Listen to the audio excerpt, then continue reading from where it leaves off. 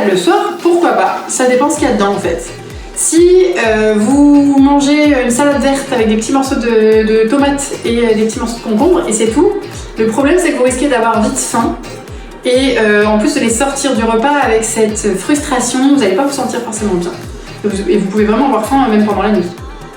En fait, l'idée de la salade c'est très bien, mais il faut quand même mettre des choses dedans qui vont faire que vous allez vous sentir rassasié à la fin du repas et que vous allez quand même être calé pour un temps.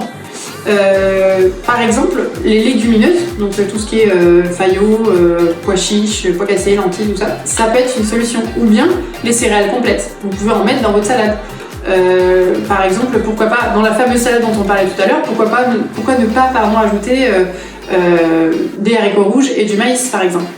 Du coup, ça reste une salade, mais ça va plus vous caler et vous allez vous sentir mieux.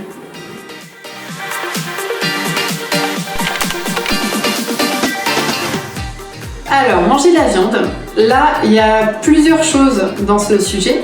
Il y a des histoires il y a bien sûr des histoires physiologiques, de protéines animales, et il y a aussi des histoires de croyances. Donc il faut tout prendre en compte. Là encore, ce ne sera pas à quelqu'un d'autre de prendre la décision pour vous. C'est vraiment à vous de faire en fonction de ce que vous ressentez. C'est hyper important. Il faut que vous vous sentiez bien avec la façon dont vous mangez. La viande, ce sont des protéines, donc c'est ce qui permet d'être calé et ça nourrit le muscle. Donc il y a des choses qui sont intéressantes dans la viande. Personnellement, je fais super attention à la qualité de ma viande et comment a été traité l'animal. Je préfère manger moins de viande, mais où je sais que l'animal a été bien traité, plutôt que de manger de la viande qui est pour le coup à bas prix, mais c'est quand on voit les conditions animales, voilà, c'est un choix que j'ai fait. Vous pouvez aussi être végétarien.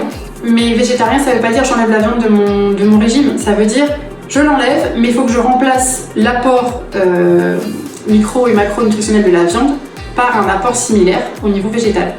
J'avais l'exemple d'une personne qui a voulu enlever la viande de sa nourriture mais qui n'a pas remplacé du tout. Et c'est quelqu'un qui est devenu très fatigué, très carencé, qui était pas bien en fait, même au niveau du moral ça n'allait pas du tout, et ça s'explique.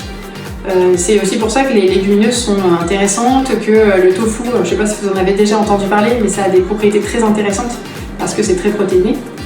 Les protéines animales et végétales n'ont pas forcément le même taux d'assimilation, mais ce sont des choses qui se travaillent. Il ne faut pas faire n'importe quoi en fait quand on veut enlever la viande de son alimentation. C'est juste ça que je voulais dire en fait.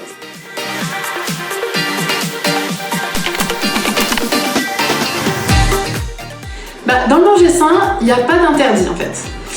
Déjà le cacao c'est super bon pour la santé, il y a plein d'antioxydants. Dans les cultures mayas anciennes, il y avait la cérémonie du cacao, on disait aussi que le cacao ça ouvrait le cœur, je pense que c'est vrai. Donc déjà il y a cette histoire de cacao, et ensuite il y a bien sûr la qualité de ce que vous mangez et la quantité de sucre qu'il y a dedans. Donc quand vous mangez du chocolat, pour moi la vraie question c'est pourquoi vous le mangez. C'est-à-dire que si vous avez acheté 3 tablettes et que vous mangez tout d'un coup parce que vous venez de vous faire larguer, là, clairement, le problème, c'est pas le chocolat, en fait. C'est que vous avez quelque chose à régler dans votre petit cœur. Donc, il y a le côté émotionnel qui est hyper important à gérer. Le chocolat, les barres chocolatées, tout ce qui est sucré, en fait, c'est plutôt ça qu'il faut gérer à ce moment-là. C'est pourquoi vous mangez ces choses-là. Le chocolat en tant que tel, même du chocolat au lait, c'est pas interdit non plus. C'est-à-dire que si vous aimez le chocolat au lait, vous avez le droit, en fait, d'en prendre un petit bout au goûter. Voilà, ça se gère, il n'y a pas de problème. Après, c'est vrai que quand on apprend à manger sain, on se rend compte qu'il y a des choses qui sont plus ou moins conseillées selon les moments de la journée aussi. Donc ça, c'est super important à prendre en compte. Et si votre palais se développe, ce qui arrive très souvent quand le palais se développe, on va manger moins, mais d'instinct en fait. C'est-à-dire que si vous voulez vous manger un morceau de chocolat, on va être concret. Si vous voulez vous manger un morceau de chocolat, quel qu'il soit, noir, au lait, tout ça, moi je vais pas vous en interdire, mais la prochaine fois que vous le faites, posez-vous pour le faire. C'est-à-dire vous faites ça bien, vous faites pas les choses à moitié. Vous prenez votre morceau de chocolat, vous allez vous installer dans un endroit où vous êtes bien, dans votre jardin, dans votre canapé, un endroit où vous êtes vraiment bien. Vous faites votre petit thé, vous mettez la musique que vous aimez, vous faites carrément une cérémonie, vous faites un truc énorme.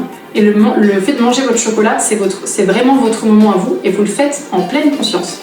Il n'y a rien qui vous dérange, vous n'êtes pas en train de faire autre chose en même temps. Et vous faites ça.